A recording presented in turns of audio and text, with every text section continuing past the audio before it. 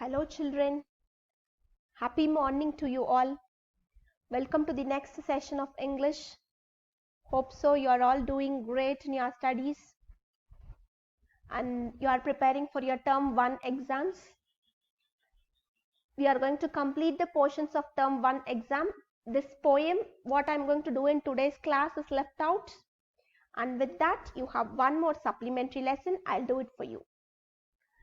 I have posted you the work in Google Classroom, Pepin Chowdhury's classwork. You can take it down from that, and I have completed you 2 parts of the thing, and the students also have taken this Google Meet session on Saturday. I have briefed them out about the story, so try to attend the Google Meet classes which is being arranged for you.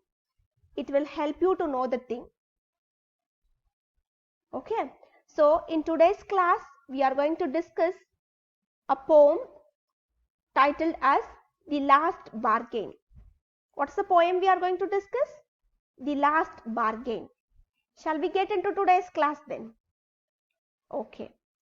Here you could see in the next slide, the title of the poem is Last Bargain. And this poem is written by a famous writer called Rabindranath Tagore. We all know Rabindranath Tagore.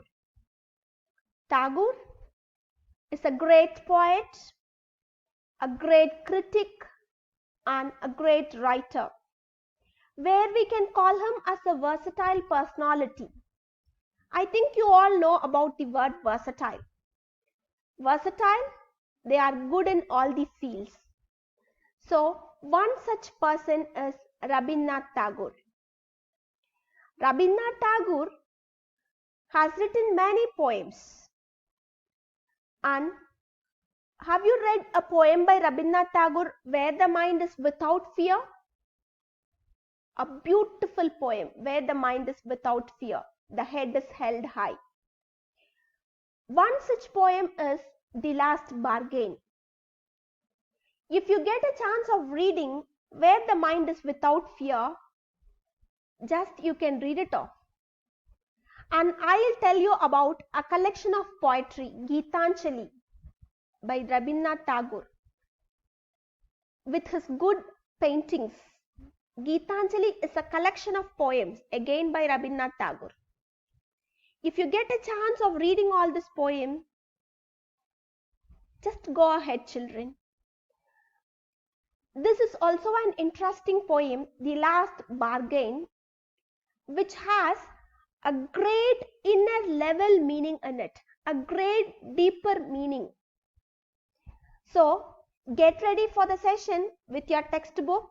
If you don't have the textbook in your hand, better pause the video, have your textbook in hand and listen to the session. If not, don't listen to the session. My request is that if you listen to the session with textbook, it will be better. If you don't have your textbook, don't listen to the session. You are not going to learn anything out of the session. Shall we get into the poem now? Okay. Before getting into the poem, here you can find a bargain is an agreement in which both the parties promise to do something for each other. What is bargain? You all know what is called bargaining. Okay, when you go for a shopping with your parents, you have seen your parents bargain. You would have seen your mother bargaining for something, demanding. Or if you go with your auntie's brother or sister, they'll bargain things when they go for shopping. What is the meaning of the word bargain? A bargain is an agreement in which both the parties promise to do something for each other. Is it clear? Make a note of it in your textbook. A bargain is an agreement in which both the parties promise to do something for each other. This is what? Let's move to the next slide.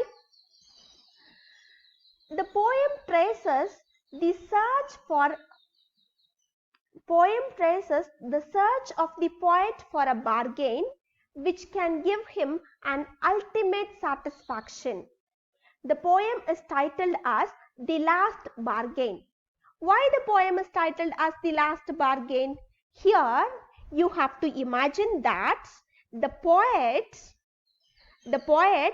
searches for a person who is ready to bargain him, and that bargain is going to give him an ultimate satisfaction in his life. He is searching for one such person. You try to imagine that he is the man who just wanders in the road and he finds for a person who just is ready to bargain him, who is ready to demand for him, and that bargain is going to give him an ultimate satisfaction in his life. One such poem is The Last Bargain. Shall we get into the poem now? Okay. Read the first line of the poem with me. Come, come and hire me. I cried while in the morning. You have to imagine that the poet is the speaker in the poem. It is told in first person narrative. You can even imagine that it is Rabindranath Tagore. He is telling, come and hire me. I cried while in the morning. I was walking on the stone paved road. The speaker of the poem, the poet, is walking on the stone paved road. Stone paved road. The meaning of the word stone paved road, it is not a smooth road. It has many hurdles in it. Okay, it has many hurdles in it. Come and hire me. I cried while in the morning. I was walking on the stone paved road. While the speaker of the poem is walking on the stone paved road. There came a man. Who is that? Sword in the hand, the king came in his chariot. Who is the first man to visit? It's the king. How a king will look like? A king will be a gigantic figure. Sword in the hand, the king came in his chariot. And what he says? He held my hand and said, I will hire you with my power. What the king tells to the person? He says that he is taking his hand in his hand and he is telling that, come on, I will hire you with my power. The king says like this, come on man, I will hire you with my power. Who is the first person to visit? The king. And when he says like this, but his power counted for naught. He went away in his chariot. The man is not ready to go with him. Why the man is not ready to go with him? When a king comes and hires you, will you go with him? Yes, you will go with him. But this man is not ready to go with him. Why? What is the reason? The speaker says that his power counted for naught. Underline this word naught and take it down as nothing. What is the meaning you are going to take it down? As nothing. And he went away in his chariot. Since the man is not ready to go with him, the king moves away from the scene. Why the man is not ready to go with him? Because he knows that his power is nothing. Today he has power. Tomorrow he may not be in the power. Some other king will come to the power. So the man is not ready to go with him. When the man is not ready to go with him, the king moves away in his chariots. Are you clear with the first stanza? Shall we read it again? Come and hire me. I cried while in the morning. The speaker who is walking on the stone paved road, he is asking someone to hire him. The first person comes there is the king. Sword in hand, the king came in his chariot. He held my hand and said, I will hire you with my power. but his power counted for nothing, and he went away in his chariot. Come and hire me, I cried while in the morning. Just I have given you a picturization here. The man is not ready to go with the king. See, therefore, one day he sets out to find work. The speaker sets out of his house to find work. As he walks on a stone-paved road, a king with a sword in his hand and riding a chariot comes and offers to hire the poet with his power. But the poet declines the offer. Why the poet declines the offer? Because he thinks that today the king might rule, the power might be in his hand, but tomorrow he might get a successor. He might get a successor for him. Other person will come to that position. So he is not ready to accept that offer. The poet declines the offer. Are you clear with the first stanza? Come on, let us move to the next stanza now. Read the stanza with me. In the heat of the midday, the houses stood with shut doors. Next line, you could see, I wandered along the crooked lane. An old man came out with his bag of gold. He pondered and said, I will hire you with my money. He weighed his coins one by one, but I turned away. In the heat of the midday, the houses stood with shut doors. I wandered along the crooked lane. An old man came out with his bag of gold. He pondered and said, I will hire you with my money. He weighed his coins one by one, but I turned away. So this is what? He started walking by the morning. The first person who came to hire him was the king. Now it has become the midday now. During the midday, in the heat of the midday, the houses stood with shut doors. I wandered along the crooked lane. Every door of the house was shut.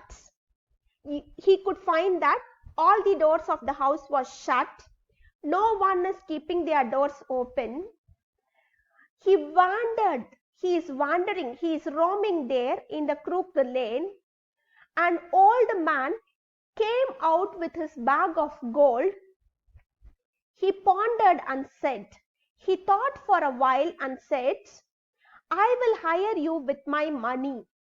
Now, the next man who is ready to hire him is the old man. He says like, I will hire you with my money. Okay. After telling this, he weighed his coin. He weighed his coin is nothing but he is counting the coin one after the other. So, this man is not ready. The poet is not ready to accept his offer. Why he is not ready to accept his offer? Because he is not crazy of money. He is not interested in money. So he is not ready to accept his offer. Again, the poet turned away. He weighed his coin one by one, but I turned away.